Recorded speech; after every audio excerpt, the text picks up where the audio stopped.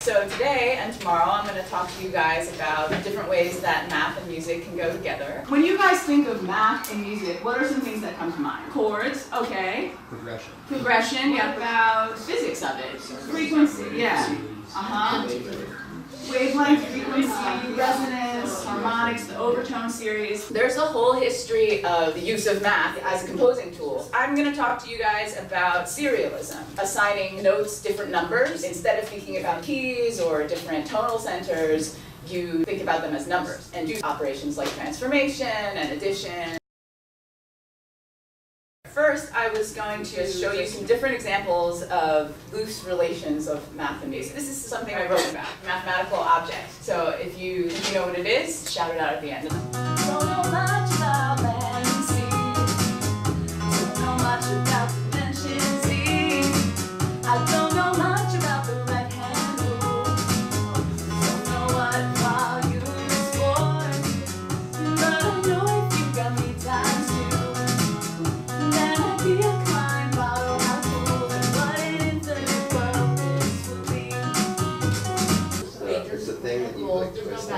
Yes! It's non-orientable. There's only one side, so there is no inside or outside. And anyways, that was just a little. Think of in a pre-calc class, an example that's called uniform convergence. You've got two functions like approaching something. They get there at the same rate or at the same time. Somebody give me an example of a function.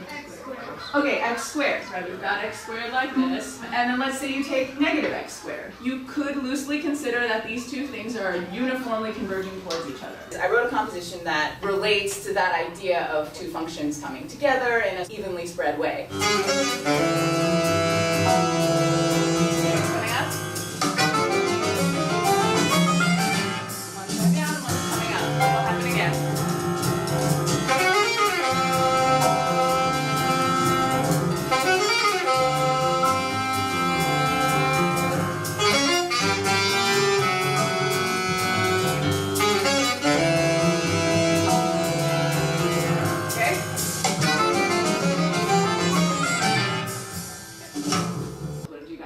Baseline walking up and down. Okay, good. Also ostinato, together.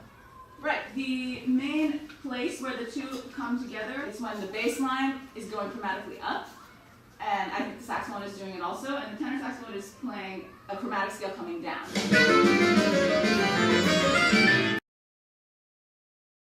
I'll play you a traditional Chinese song called Jasmine Flower.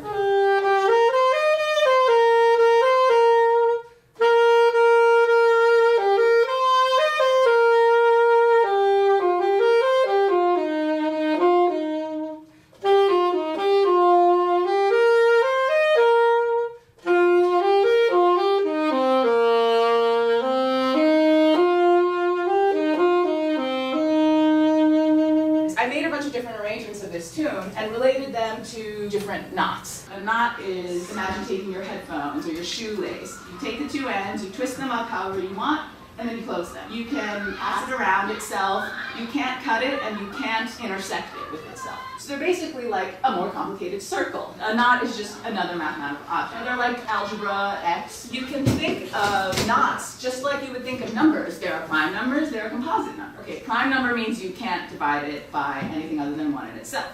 A prime knot is the same thing. It's the simplest knot that's possible that looks that way. Like you can cross and uncross, you can slide under a crossing. So if you do any of these three things, it's considered the same. And by the same, we mean, do they have the same number of crossings in the same place? Can you make one look like another just by sliding the parts around? If you add a circle to any other knot, it's the same knot. So in that sense, it's considered a knot, but it's like the simplest prime knot that you could get. If you imagine that Jasmine Flower is the base, the unknot, or the circle, I made different variations. The first one might be trefoil. It's the prime knot with 3 crossings that we looked at. In my arrangement, I basically divided up the measure into 3 attacks. 3 iterations of a rhythm for every 2 minutes. So 1, 2, 3, 4, right? Here's the 2s. We're in 4, 4, 1, 2, 3, 4. But you can already tell there's 3 attacks. 1,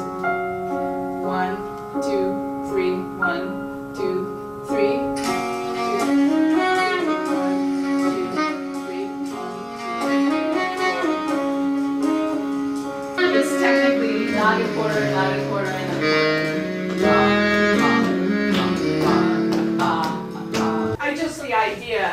what a trefoil knot looks and kind of feels like and incorporate it into that arrangement. 3 attacks over the measure of 4/4. Question? When you're saying that's like a group of 3 and a group of 2, what is actually being grouped? If you wrote it out musically, your quarter notes are being grouped. We're in 4/4, and the rhythm really was like, this is 3/8 notes, this is 3/8 notes, and this is 2/8 notes. 1, 2, 3, 4. Da da da da da da. Can you try to conduct while she's playing so you can feel it better?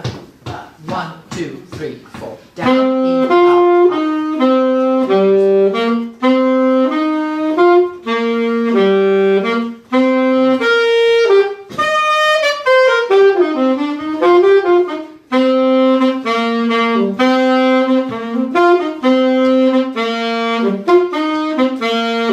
You can only play C, D, E, G, A. So try to play any combination of those things, but in this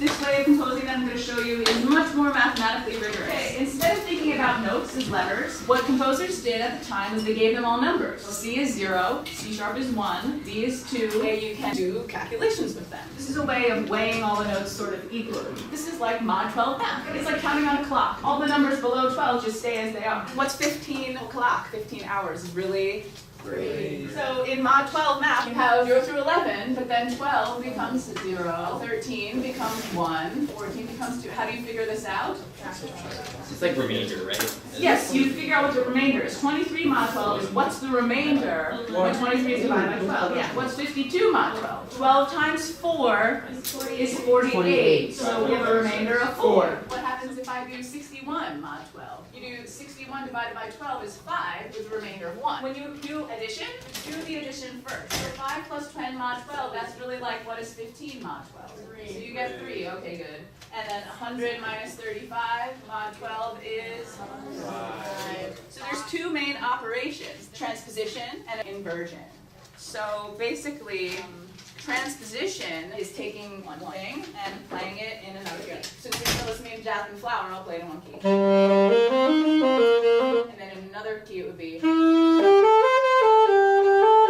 The relationship between the notes is the same, but you might start on a different note. That's the same as mathematical translation. You have a graph, you can shift it up, down, to left. Tn equals x plus n mod 12. That's the transposition formula. Can you take a lullaby like Twinkle Twinkle Little Star and represent it as the numbers, not the letters? 4, 4, 2, 2, 0. Good. Okay, so now we're going to transpose by whatever interval you want. The formula is you add the original note with the amount of the transposition, and then you do it mod 12. Let's add a number. 7, you want to do 7? Okay, so what's 0 plus 7 mod 12? So this goes to 7, 7. Now what does this go to? 2, yes. 2, 4. Now let's give me the letters back. It's 14. We're like, okay, we're going to take our function and shift it up 7. What is that musically? What interval is plus 7? So everything goes up a perfect fifth. So I'll just play you the original. And then the transpose one of a perfect fifth is, which we inverted a fifth. But let's, here. Why don't you guys make up a melody, give me some numbers, or if you want to do something that you know. Somebody pick an interval. 6. Okay. How wide is 6 half steps? This is going to go to 10, right? Yeah. So what's 10? B. B flat. B flat. So this is B flat, and this is E. So how wide is the interval from E to B flat? 3. Yeah, it's a perfect fourth plus what? Right? So you have E to A is a perfect fourth, plus another half step, so that's an augmented fourth, or a tritone. It's plus 6 isn't a major sixth. That's the key distinction here, right? Like plus 8 is not an octave, you need to do plus 12. 4 goes to 10, 5 goes to, 5 plus 6, 11. 7 plus 6 is 13, 13 mod 12, 1. Okay, good. Somebody tell me what these notes are. What's 11? B, good. 1. C sharp. We're going to transpose it up in augmented fourth. I'll play the original one, then I'll play the transposition so you can hear it.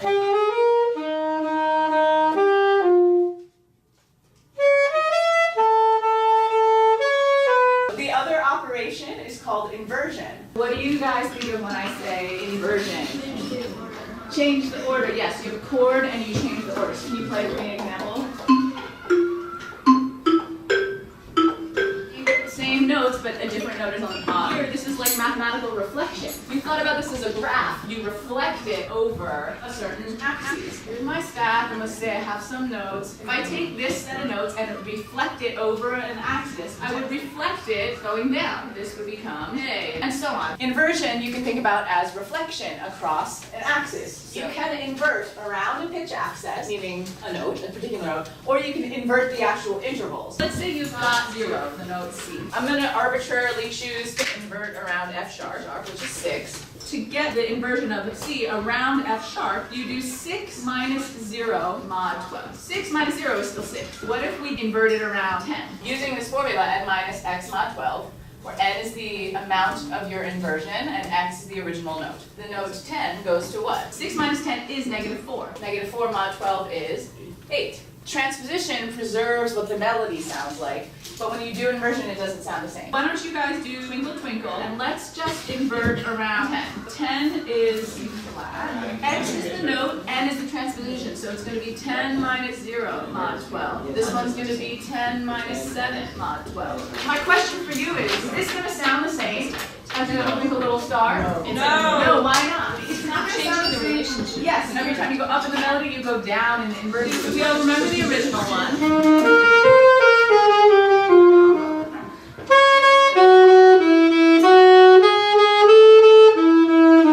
The original melody. Now it's going to sound totally different. It's not. So you can really see that it's a reflection. F sharp is this note. So then I have D, which is here, C sharp. If you kind of drew it like this, you could kind of see that this is the same, but reflected over that note. 12-tone music is based on this idea that you use all 12 notes before you repeat them again. Your tone row is this bass row where you select the order of the notes. The octave doesn't matter, the duration of the note doesn't really matter, it's just this tool that you start with. You're going to choose what order the notes go in. How many possibilities does that kind of ordering exist? 12 factorial. How many choices do I have for the first note? 12. Okay, I can't repeat, so how many choices do I have? 11. 10. 9.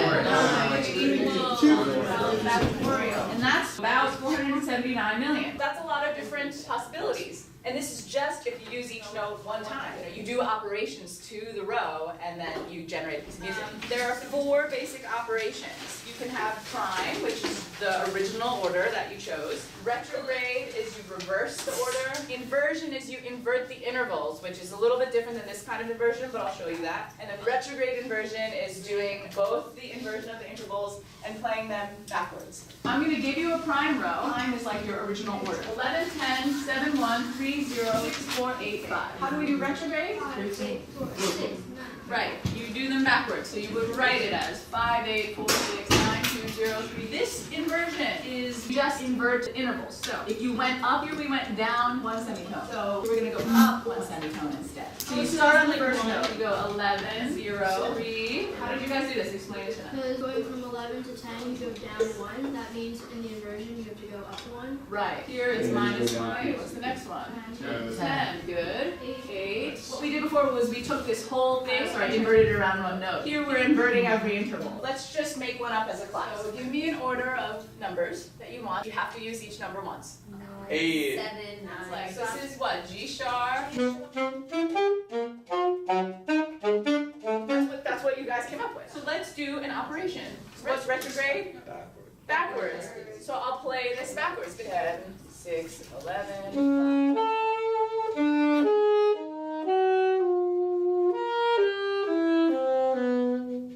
So I'll play forward and then backwards so you can see how they sound. So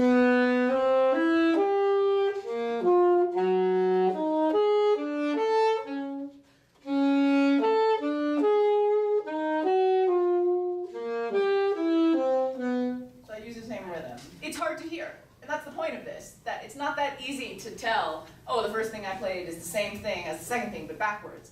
And that's kind of the point. The idea is like, okay, we do these different operations where we're not just randomly writing another phrase after the first phrase. The second phrase is related by being backwards, but maybe you can't hear that so easily. Okay. The next operation is inversion. So in this kind of inversion, you invert the intervals, meaning instead of picking a note to invert around, we're going to invert the intervals. 8 to 9 is +1. Right? So instead of +1, we go -1. So start on 8. If we go -1, it's 7. -8. So now instead of going down 8, we're going to go up 8. 7 plus 8 is what? 15. 15 mod 12 is? 3. 3. Okay, good. Okay, let's go over the notes. G sharp. We're starting on the same note, but we inverted all of the intervals.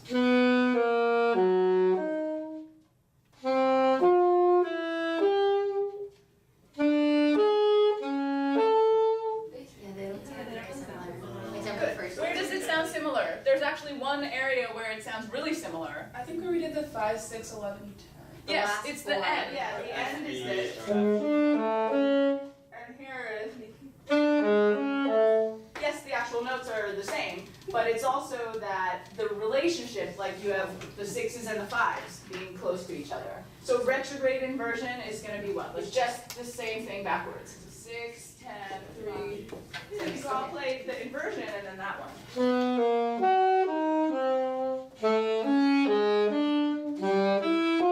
So in 12-tone music, you do each of these operations and you use each row once before you repeat it again. It's better than just randomly choosing new phrases and new notes because there is some relationship. Like, shout out when I go to a different row.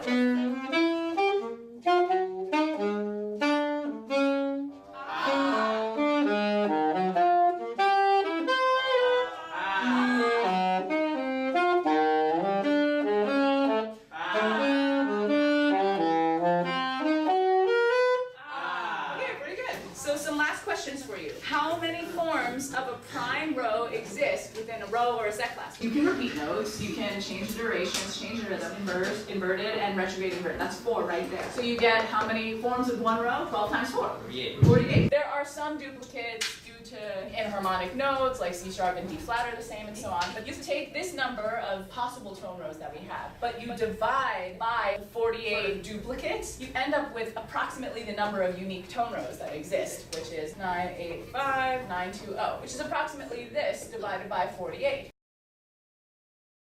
So I thought that the rest of the time you guys would try to do this. You can write a row and write out the other 3, retrograde, inversion, and so on, and try to play it. Or if you're more interested in like coming up with a melody and doing transposition, hearing how that works mathematically, but then at the end we're all going to play. It's a joint effort. You said I killed it.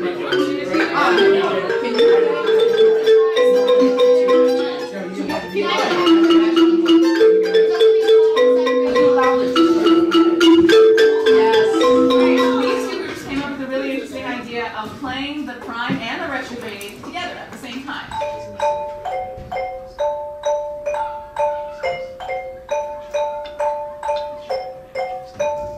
Now, they do the same thing, but it sounds totally different.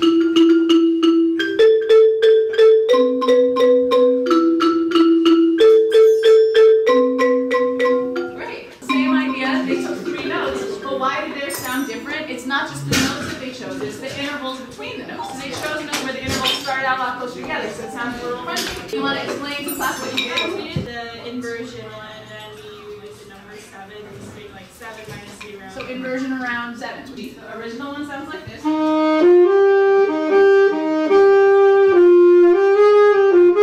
inversion around 7 is like this.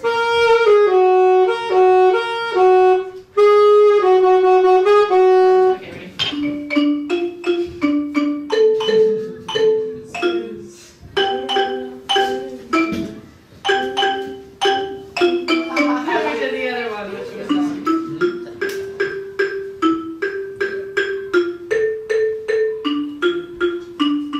I just made a little melody out of these.